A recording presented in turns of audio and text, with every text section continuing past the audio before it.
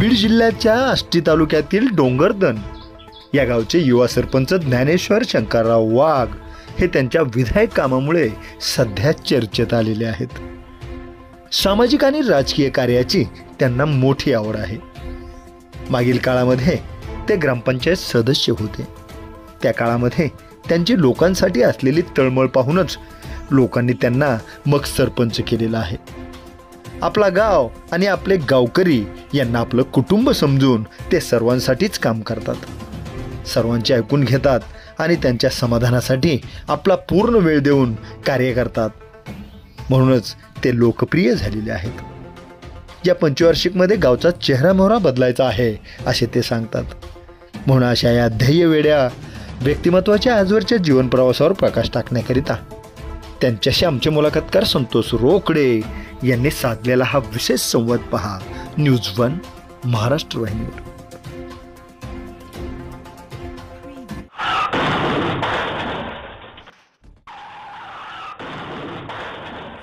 News one Maharashtra चॅनलच्या मुलाखतनामा या कार्यक्रमात सर्व लाखो प्रेक्षकांचं स्वागत. आत्ता आम्ही आहोत आष्टी तालुक्यातील डोंगरदन या गावामध्ये. या गावचं उभरतं नेतृत्व, त्याचबरोबर अगदी या गावचे लाडके, सर्वांचे आवडते सन्माननीय सरपंच ज्ञानेश्वर शंकर वाघ आपल्यासमोर आहेत.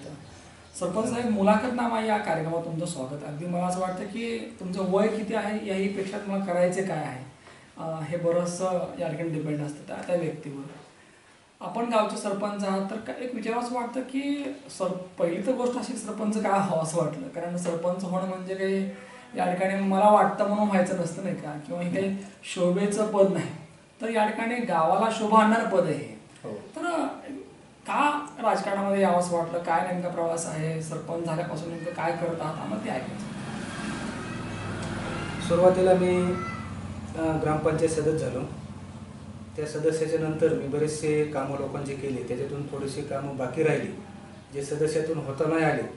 त्यानंतर मी जे लोकांच्या जवळीक निर्माण झालं, थोडं माणसात गेलो, वाडी वस्ती, प्रत्येक वस्ती वार्डामध्ये गेल्यानंतर मला थोडं जाणवलं लोकांचं की आम्हाला थोडंसं अजून यापेक्षा बी काही कामं आमचे नडत आहेत. मग त्यानंतर मी थोडं कामं केल्यानंतर लोकात थोडंसं माझ्याविषयी थोडं प्रेम निर्माण झालं. त्यानंतर मला असं वाटलं की आता आपण, आणि नेमकी जागा ओबीसीची आली. त्यानंतर सर्व ग्रामस्थ म्हणले हो तुम्ही फॉर्म भरायला पाहिजे. त्यानंतर मी स्वतः फॉर्म भरला आणि लोकांनी मला उत्स्फूर्त असं भरपूर बहुमताने, म्हणजे जवळपास 650च्या लीडने मला संपूर्ण गावात निवडून दिलं. ज्ञानेश्वर असं म्हटलं की आपसुकच या ठिकाणी त्या शब्दामध्येच एक ताकद आहे, नाही का. ज्ञानेश्वर म्हणजे माऊली, आणि माऊलीकडे पाहिल्यानंतर एक शांत, अगदी सर्वांवर प्रेम करणारी, लोकांवर प्रेम करणारी, नव्हे या ठिकाणी जगाचा राजा, नाही का. अगदी तुमच्याकडे पाहिल्यानंतर सुद्धा मला एक गुण लक्षात येतो की तुम्ही शांत आहात, संयमी आहात आणि मितभाषी सुद्धा आहात आणि कामावर लक्ष देणारे आहात.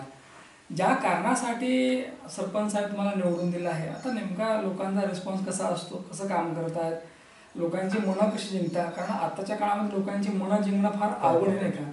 कारण हल्ली बघतो आपण की आरला कार्य करणारी माणसं जास्त येतात. तर तुमचं नेमकं काय चाललंय आता? माझं काहीच नाही. माझा एक तर स्वभाव शांत आहे. लोकांचं ऐकून घेण्याची क्षमता आहे. माझा एक पहिला गुण चांगला आहे माझ्यामध्ये. जे लोक सांगतात त्यांचं ऐकून घेऊन आपलं उत्तर, त्याचं काम हो किंवा नको, पण त्या माणसाचं काम समजून घेणं हे माझं पहिलं गुण आहे.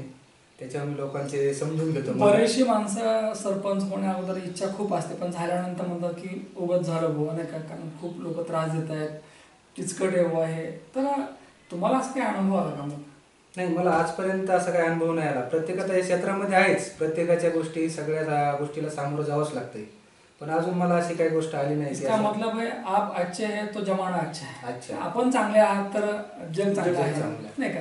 आपण जसे राहाल, कारण जे पेराल तेच उगवतं, नाही का. मला असं वाटतं की तुमचं वाघ हे अण्णा उगच आहे, नाही का. कारण जे लक्षण जे आहेत ते सगळी अगदी शांत, संयमी, ऐकून घेणारे लक्षण आहेत.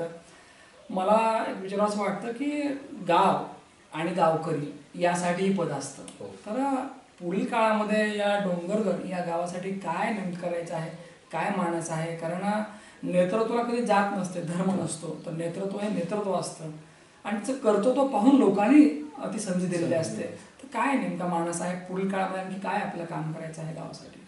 मला माझ्या ह्या 5 वर्षामध्ये म्हणजे जवळपास गावाचा थोडासा चेहरा बदलायचा आहे. पण काय होतं, काही गोष्टी जशा ग्रामपंचायतच्या आहेत तसे निधीच्या बाबतीत आहेत. जो निधी आपण मागणी करतो तो वरतून मी त्या निधीमध्ये जे ह्या वर्षी पूर्ण होणार नाहीत गोष्टी, तर गावात बरेचसे जे कामं राहिलेली बाकी आहेत, आता आम्ही जवळपास कामं केलेत, त्याच्यामध्ये जे बाकी आहेत ह्या ज्या 5 वर्षे माझे अजून 2 ते 3 वर्ष आहेत, ह्यामध्ये मी जेवढं कंप्लीट करता येईल तेवढं करणार आहे. आणि जे राहिलेले माझं जे मानस आहे ते म्हणलेलं ते मी जर पुढे संधी दिली, माझं जर लोकांना काम आवडलं, त्या पुढल्या 5 वर्षामध्ये 100% मी अजून बी गावाचा चेहरा बदलणार. संधी प्रत्येकालाच मिळत नाही, काहींनाच मिळते. कुणाला मिळते मग की ज्यांचा स्वभाव चांगला आहे, जे माणसं मातीतली असतात, मातीवर प्रेम करणारे असतात, अशा लोकांना लोक संधी देतात. ज्ञानेश्वरजी वाघ यांना संधी दिली. मला असं वाटतं की त्यांचा स्वभाव, त्यांची वागण्याची पद्धत, त्यांचं उत्तम चारित्र्य या सगळ्याच गोष्टी लोकांना आवडतात. आणि अशा वेळी मग ती व्यक्ती ओबीसी आहे, ओपन आहे, आणखी कुठल्या कास्टमधले आहे हे कधीच काउंट होत नाही. कारण व्यक्ती चांगली असावी फक्त, कारण सगळी माणसं सारखी आहेत. आणि मग माणसं त्याच माणसावर प्रेम करतात जी माणसं माणसासारखी असतात. अगदी मला तर वाटेल की असं जर काम करत राहिलात तर भविष्यामध्ये कदाचित जिल्हा परिषद सदस्य इथपर्यंत सुद्धा आपलं जाता येईल. कारण वाघ असं म्हणण्यापेक्षा चांगलं वागतात ते. वागणं त्याचं चांगलं आहे तो वाघ आहे. आणि निश्चितपणे या वाघाला गावकऱ्यांनी संधी दिली.